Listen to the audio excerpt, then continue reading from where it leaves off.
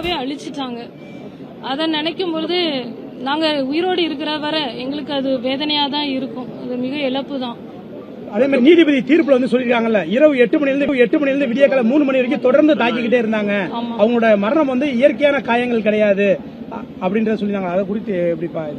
நாங்க அதுதான் சொல்றோம். 7:50க்கு 7:45க்கு என் கடையில இருந்து எங்க அப்பா கூட்டு போறாங்க. கூட்டு போன உடனே 7:50ல இருந்து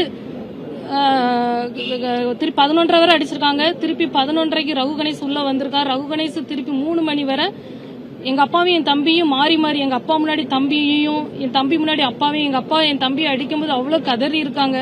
இதெல்லாம் அவனுங்க வந்து ரசிச்சு, அந்த இன்ஸ்பெக்டர் ரசிச்சு இது பண்ணியிருந்திருக்கான். அதுக்கான இது இன்னைக்கு குற்றவாளின்னு அவங்க வந்து நிரூபணம் ஆயிருக்கு.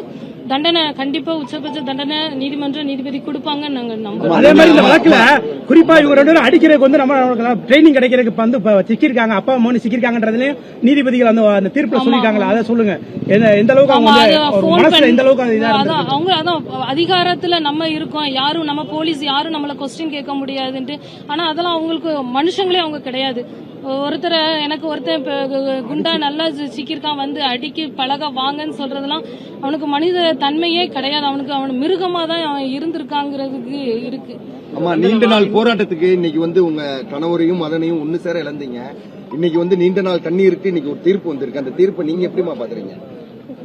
போராட்டம் எல்லா மக்களும் எங்களுக்காக, எல்லாரும் எங்களுக்காக எங்க கூட சேர்ந்து போராடினாங்க. அதுக்காக ஒரு நல்ல தீர்ப்பு வந்ததுன்னு நினைக்கிறேன். உங்க கணவருக்கும் உங்க மகனுக்கும் ஏற்பட வேற யாருக்கு நடக்கூடாது. ஆனா இன்னும் தொடர்ந்து இந்த மாதிரி காவல்துறை மரணங்கள் நடந்துகிட்டே இருக்கு. அதுக்கு நீங்க மத்திய மாநில அரசுக்கு என்ன கோரிக்கை வைக்கிறீங்க? நீதிமன்றத்துக்கு என்ன கோரிக்கை வைக்கிறீங்கம்மா? அதாவது தண்டனைகள் உச்சபட்ச தண்டனைகளா இருக்கும் பொழுது அந்த அதிகாரிகள் இன்னொருத்தரை அடிக்கிறதுக்கு பயப்படுவாங்க. ஏன்னா இப்ப அவங்களுடைய குடும்பங்களும் சஃபர் தான் ஆக போகுது. அப்போ அதை வந்து மத்தவங்க யோசிப்பாங்கல்ல. அப்போ இதே போல நம்மளுக்கும் தண்டனை கிடைக்கும், நம்மளும் நீதிபதி என்ன தண்டனை கொடுக்க போறாங்கன்னு தெரியல.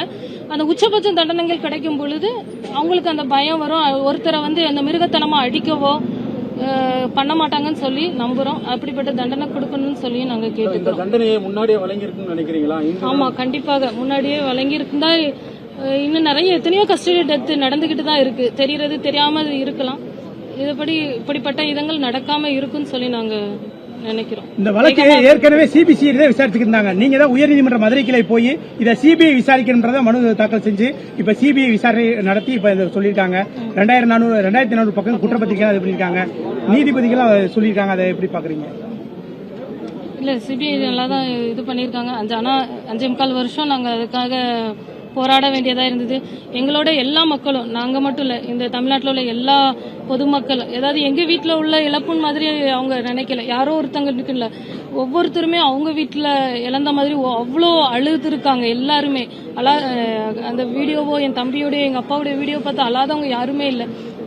அந்த இது எல்லாருடைய உணர்வுகள், போராட்டங்கள் வந்து இது தீர்ப்பா வெளிப்பட்டிருக்கு. 5 ஆண்டுகள் உங்களுக்கு அழுத்தம், மிரட்டல் அப்படி எதுவும் வந்தது இல்ல? அப்படிலாம் இல்ல. அதுல முக்கியமா பெண்ணிக்ஸ வந்து ஒரு இரவுல 200 முறை பின்பக்கமா தாக்கினதா நீதிபதி அவங்க குறிப்பிட்டிருக்காங்க. அவங்க வந்து உறவினர்கிட்ட அதை சொல்ல போறாங்க. இந்த அளவுக்கு கொடூரமா தாக்குறதுக்கு ஏதாவது முன்விரோதமா அந்த மாதிரி அப்படிலாம் எதுவுமே இல்லை. எங்க அப்பாவும் என் தம்பி எந்த குற்றமே செய்யல. எங்க அப்பாவை விசாரணை கூட்டு போனா விசாரிக்கிறவங்க எப்படி விசாரிக்கணும்? கூட்டு போன உடனே அடிச்சதுனாலதான் இப்ப ஒரு தகப்பனை வந்து மகன் முன்னாடி அடிக்கும் போது நம்ம கேட்க மாட்டோம். எங்க அப்பாவும் எந்த தப்பும் செய்யல. அப்ப அவன் கேட்கறதுல நம்மளுக்கான உரிமை தானே அது. அதான் அவங்க அதிகாரத்துல இருக்கோம், போலீஸை எடுத்து பேசுவியா அப்படிங்கிற ஒரு காரணத்துக்காகவே பாலகிருஷ்ணன்லாம் நீ அடிக்கும் போது சொல்லியே அடிச்சிருக்கான். நீ செத்தா சாவு, நான் என் சொத்தை வித்துனாலும் நான் வெளியே வந்துருவேன் அப்படிங்கிற வார்த்தையெல்லாம் அவன் சொல்லியிருக்கான். இன்னொருத்தர் சொன்ன மாதிரி ஒருத்தர் நல்லா ஃப்ரெஷ் பீஸா கிடைச்சிருக்கான், அடிச்சு பழகலாம் வாங்க. அப்போ இவங்களுடைய மனநிலைமை எவ்வளவு ஒரு கொடூரமான மனநிலைமை.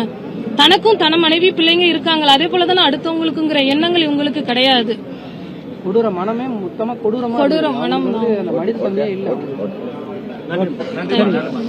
எல்லாருக்குமே ரொம்ப நன்றி.